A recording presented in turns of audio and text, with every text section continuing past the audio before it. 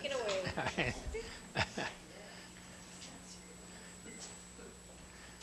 Well, thank you, Rita. Thank you for inviting me back here. I like Lennox. They serve a purpose. I took my beginning computer class here, and you've got a lot of good facilities, and you do a lot of good. And so I'm very glad to return here to speak about Life Begins at 80. I'm going to talk about life begins at 80, but don't wait. And it begins with a library card. And also I'm talking about how to stay out of a nursing home and how to develop your mind and body. And none of us want to be in a nursing home, and we want to be healthy. And so I also talk about heart cancer and stroke are reversible, and also I talk about there's about 40 conditions that I've done book reports on, and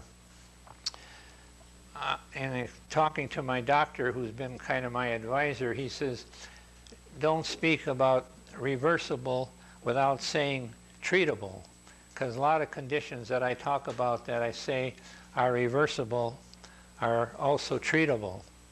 So last time I was here, I wanted to play George Burns, and I tried to do some funny talk about married life, but talking about the problems of married life, these aren't funny, except the one that I use that my wife and I have been married 59 years, and so I qualify to teach a course on how to live with stress and avoid burnout. Anyone who's been married 59 years should know how to live with stress and avoid burnout.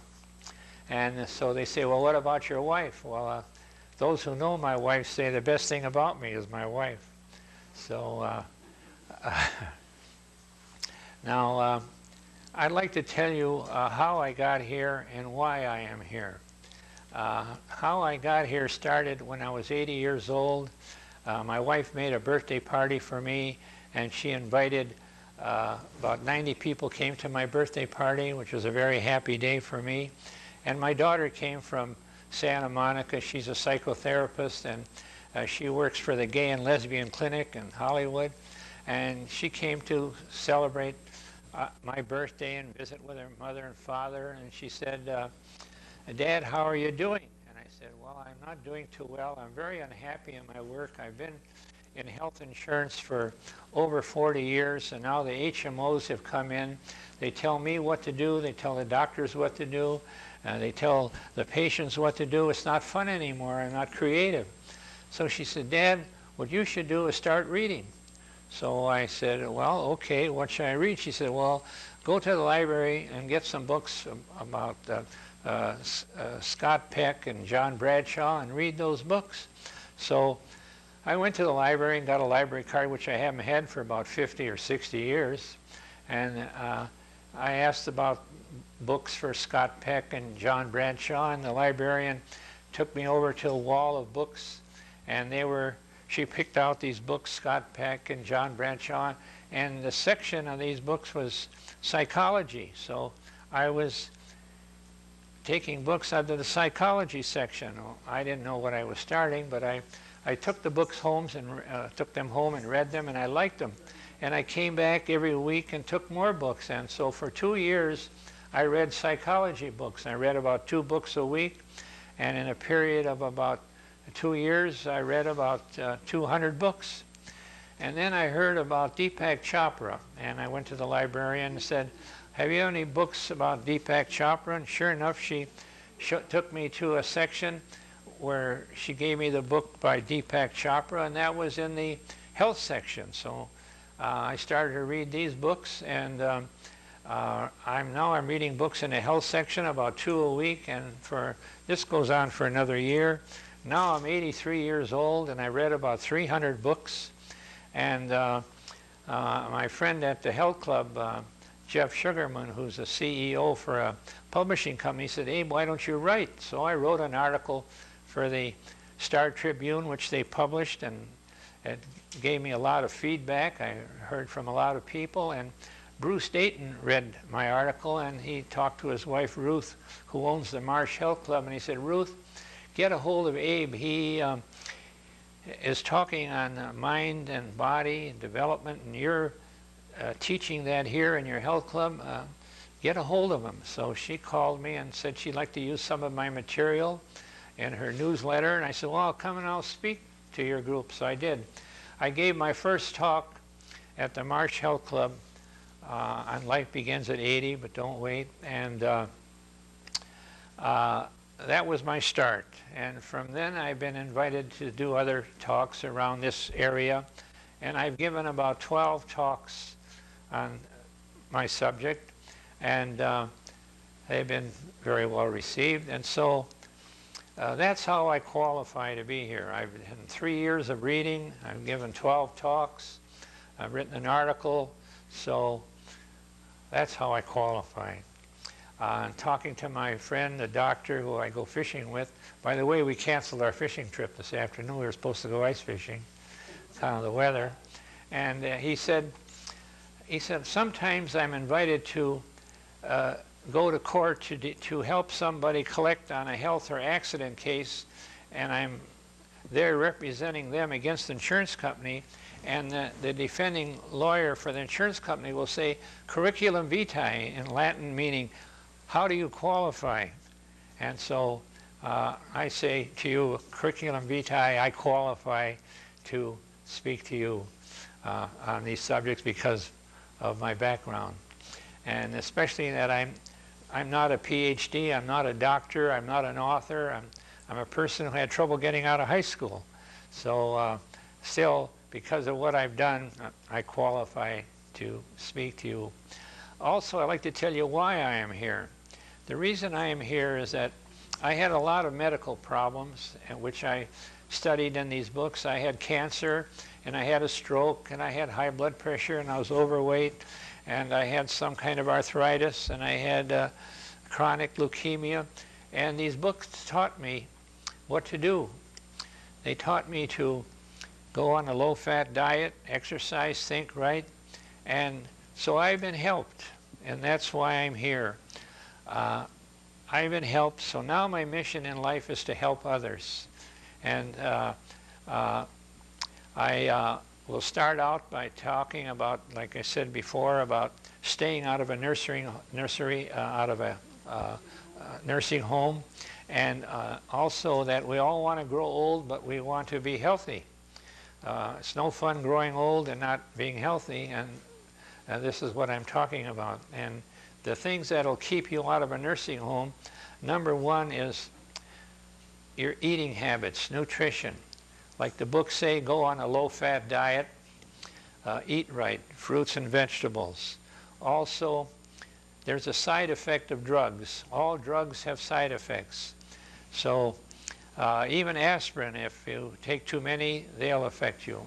And from my own experience, I had chemo, and as a result of the chemo, I got chronic leukemia, and that's a side effect of drugs. And also alcohol, too much alcohol will shorten your life and put you in a nursing home, and tobacco, and also that you need water. Our body is made of water, and there's dehydration. A lot of people are dehydrated. They don't drink enough water. The books say drink 8 glasses of water a day. Well, I can't do 8, but I do 4, and that seems to do the job. And then there's depression. Don't get into depression. Anxiety, fears, worries, that can make you grow old. Some of this material I'm talking about came from a book that Dare to Live to be 100. So not only can you stay out of a nursing home, but you can stay healthy and live longer. And the other thing is activity, inactivity, to be doing things, coming to Lennox and participating. And the other thing that will help you will be love everybody. Love is a great medication. And you can't get that in a pill. It doesn't come in Tylenol. And that's a good stroke. And the other one is to help somebody. That's why I'm here. I'm trying to help somebody.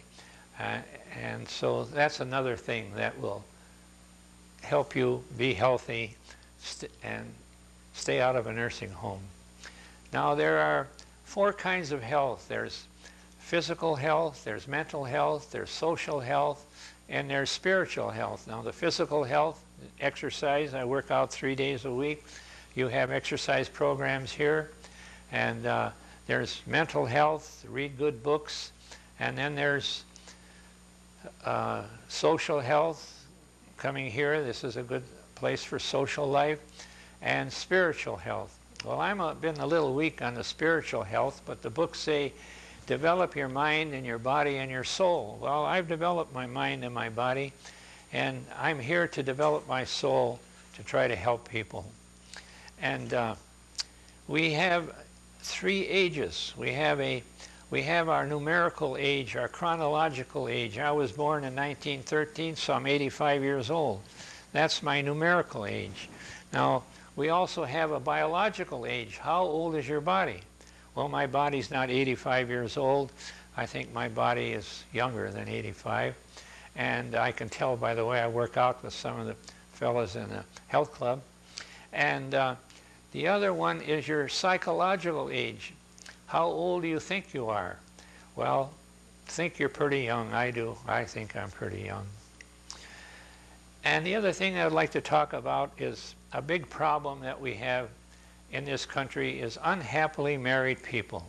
This is quite a big problem in the United States, and we got not too many numbers to prove what I'm talking about, except that we know that 5 out of 10 marriages end up in divorce. Then also, and when I try to do some humor when I was here last time, I talked about there was 10 types of marriages, and I talked about number 6 marriage, which was an agricultural marriage. She wanted him under the ground, and he wanted her under the ground. And then also I talked about a stay and pay marriage, where why get a divorce, stay and pay?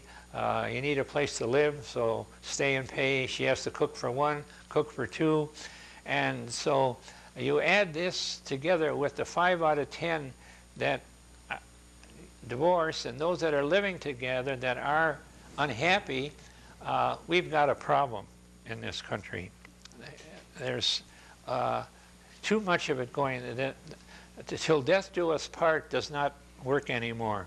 The way they split and with the problems they have, we need help. And so what happens, the books say, we have dysfunctional families and mystified children. I kind of simplify it. I say we have mixed up kids and mixed up families. And so this comes from all these problems. Now, I've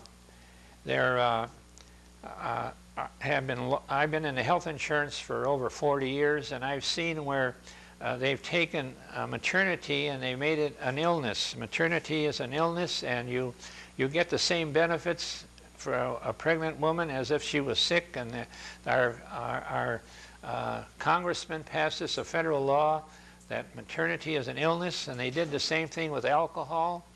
Alcohol is a disease, and you're entitled, if you're a heavy drinker, you end up with 30 days of therapy. And these are laws. Now, I'm anticipating when these congressmen get away from this Clinton problem, they may want to make unhappily married people a condition for treatment, because there's so much of it around. And that's why we don't have no records, because nobody goes to the hospital like they do for cancer, stroke, and heart. They are admitted and they have some records. We don't have records on the problems that we have with people who are unhappily married. And how does it affect us as seniors? We have children and we have grandchildren, and so we're part of it. And their problem becomes our problem. Now, how I got on this subject from the books. There are so many books that are speaking about these problems. There's The first book I read was John Gray wrote Men Are From Mars and Women Are From Venus. And that book is full of the differences. Men and women are different, and how do you react, and how do you talk to each other, and how do you help, how do you relate to each other so you can have a happy marriage. And then there's books written by Hendricks. Hendricks wrote a book, how to get the happiness you want out of life. And then there's books by Schnarch. Schnarch wrote books about passionate marriage, and the library is full of books about the problems of married life. And so I don't know what the future is going to be, but there seems to be a trend from the books that I'm seeing that people are looking into these things. They're trying to learn how to adjust and get along together. I hope so. And that brings me to the mission of our family. We have family problems. There's books written about the mission of our family. How do we raise our children? And they say teach them love and hope and faith, and teach them how to be independent and interdependent so that they serve a purpose in society. And what gets me is I like the part about to teach your children to be independent, because if you don't teach your children to be independent, you have to help them, and then that's your problem, and then it becomes their problem, and neither one of you gain if you don't teach your child to be independent. In my case, the books tell me I'm an enabler. I'm doing things for my child that I shouldn't be doing, that my child should be doing for herself. And so she should have been taught to be independent. And I came up with the phrase, the parent plan. And my friends say, what's the parent plan? Well, I said, the parent plan is you buy them a car, you pay their rent, you pay their car insurance, pay their health insurance, you know what I mean? And so that's the parent plan. They said, well, I didn't know you had a name for it, but I know all about the parent plan.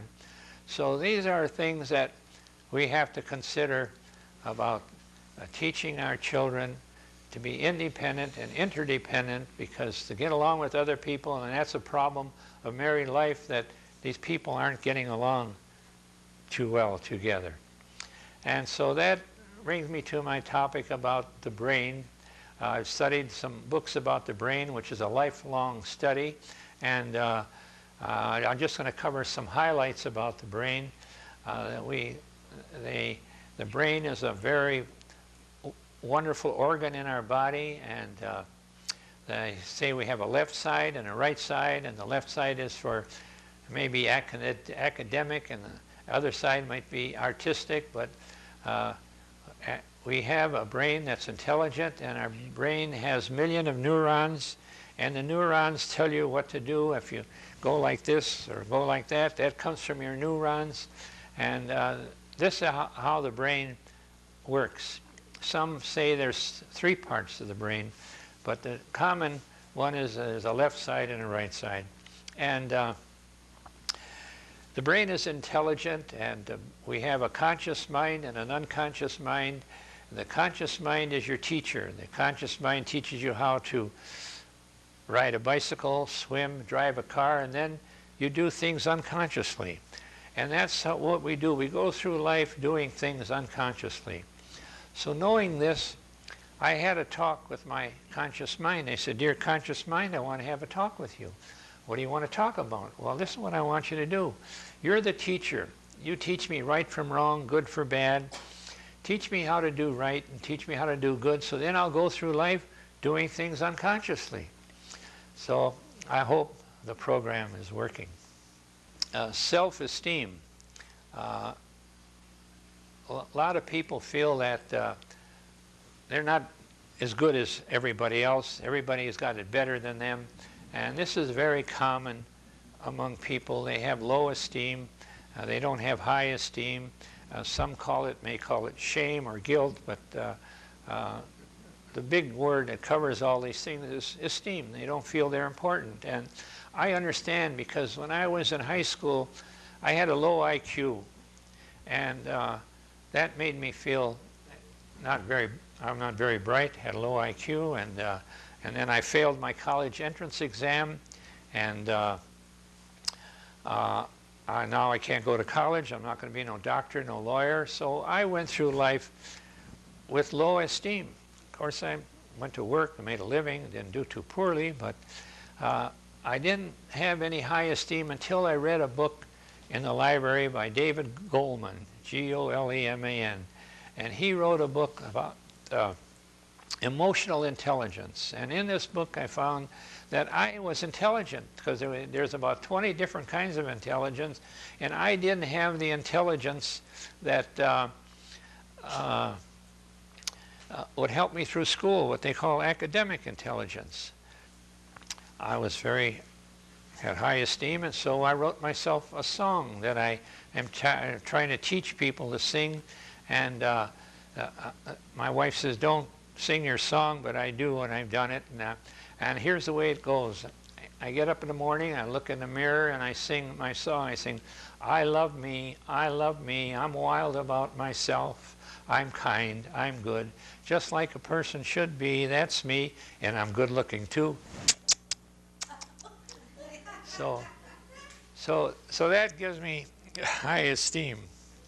And if you practice my song, I'm sure it'll do the same for you. The other thing I'd like to talk about is that whatever your problems are, they're not money. And the reason I say that, I've given about 12 talks to people who have a food, shelter, and clothing. They're getting by, and money is not really a problem. I read the book, The Art of Virtue by Ben Franklin, and he makes a big issue of that in his book, that as long as you're making a living, you shouldn't have no problems. But you take a man who's working and he's got 5 children, he's making a living, they all learn how to get by, and they do get by unless the man makes a lot of money. If there's a lot of money, then there's a problem. And so that is pretty thing. That's the thing that you have to understand, that if you've got problems, and I have problems, and you have problems, we all have problems, but they're mostly mental and emotional. They're not money. I'm not in a high income bracket, and I know we have problems. I do have problems with my children, and so those are the problems that we got to overcome, is emotional and mental problems. Now we have Patch Adams, our new hero. Patch Adams, this doctor out east who is treating people, and he's treating people with laughter. There's books in the library like Norman Cousins' Anatomy of an Illness, and Patch Adams is doing a wonderful job of treating people by making them laugh. And now there's movie and books, and he'll make enough money maybe to build another hospital or add to his hospital. That's alternative medicine, and that's a good way to go. But what I thought was missing in these articles that I read about Patch Adams is he wasn't singing my song. My song is, look within. What can you do to develop your mind and body? You don't need the medication. Don't look to the doctor. Don't look to the government. Look to yourself. And that's my song that I'm singing. Look within, develop yourself, develop your mind and body. Now, I'd also like to talk about win-win. Everybody wants to win. In the USA, they say that gambling amounts to $535 billion. We gamble $535 billion a year. Now, take Minnesota. We've got 18 casinos. We've got a lottery. We've got pull tabs.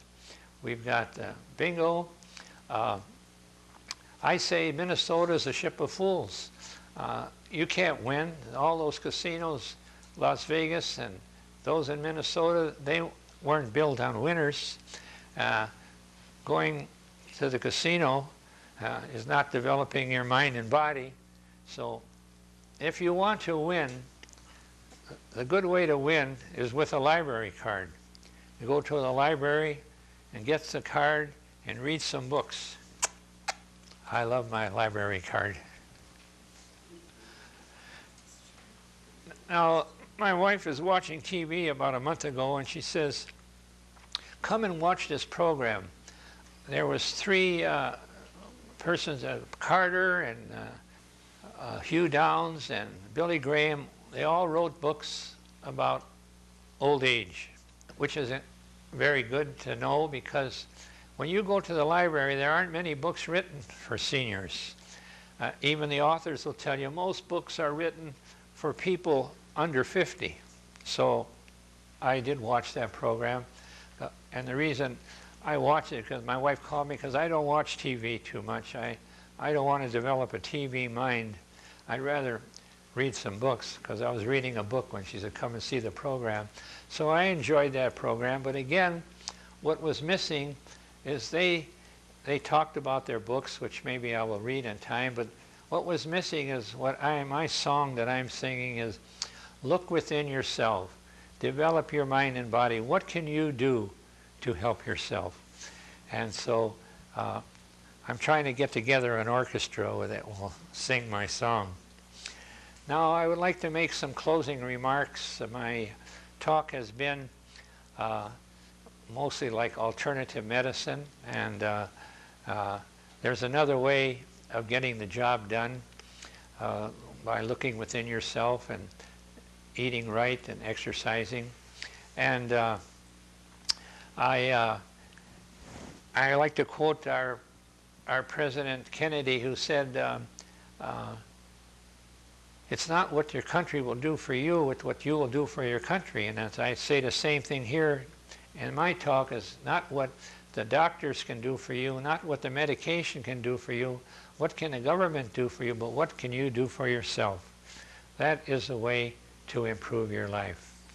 Now, my friend said, I'll meet you in a bar, have a drink, and I'll see you later. I said, so I went in the bar and I ordered a Coke, and my old friend John was there, who I used to drink with, and he said, Abe, I understand this is your Jewish holidays. I said, yeah. He said, what do you call them? I said, well, we call them Rosh Hashanah and Yom Kippur. He said, well, what are they? I said, well, they're what we call our high holidays, and we go to the synagogue and pray. He said, what do you pray? I said, well, we ask for forgiveness, and if we hurt anybody, we want to forgive them.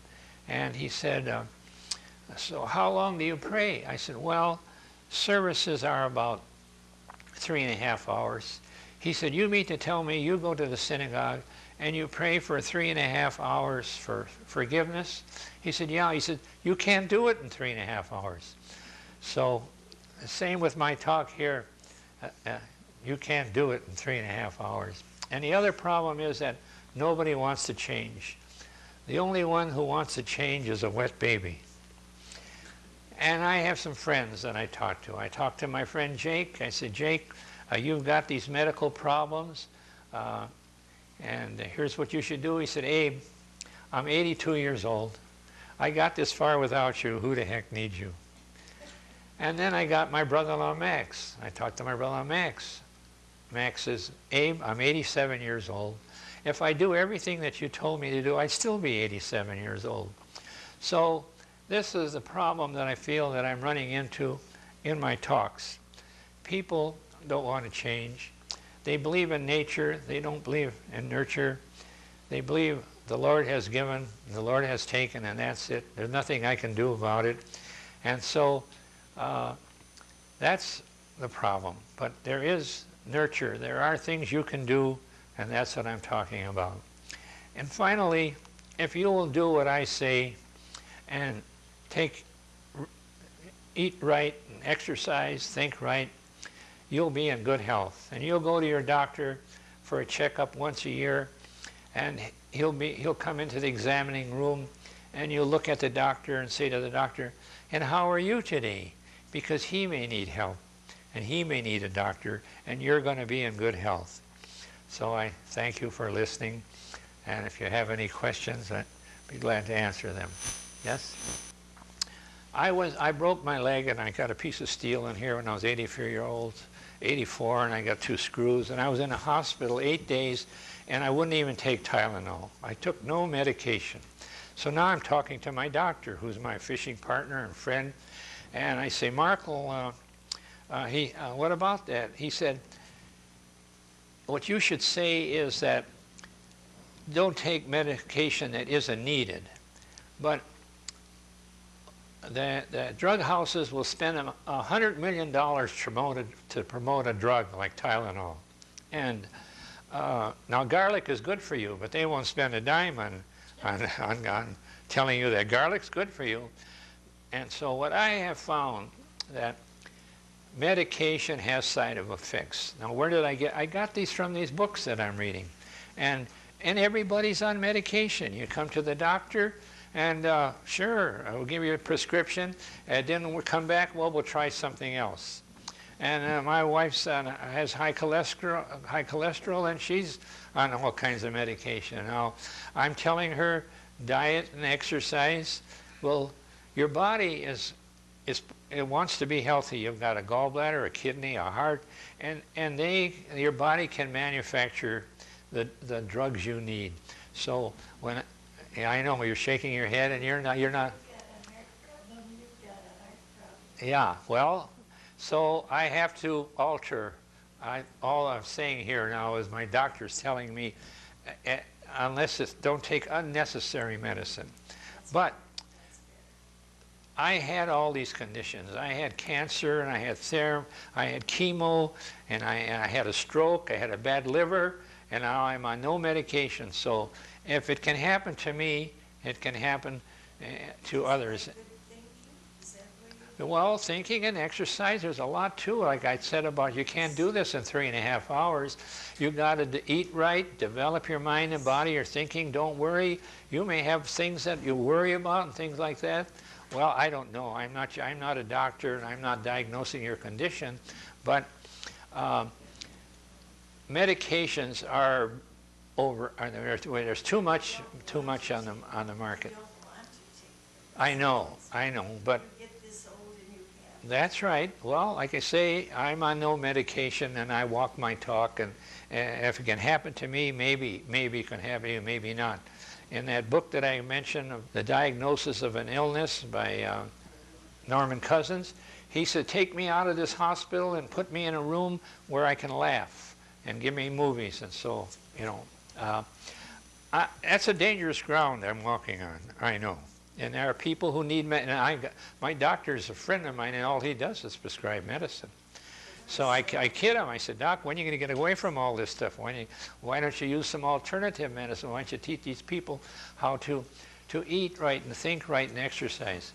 They're not into the emotional and mental parts of living. So that's a problem. And my doctor knows it. He agrees. He went to one of my talks that I gave at the Marshall Club, and he got up there after I got there, and he said, I know Abe for all these years, and he's got a good message that he's delivering. Medication is a big thing, but they do have side effects. And I know they gave me chemo, and it killed my white blood cells. And, yeah, I had chemo, and I got chronic leukemia, and so now I'm not on no medication. I've been written up in a lot of magazines, and I've been on TV and about pickle making, and that's been a hobby of mine. The kosher pickles, saltwater pickles.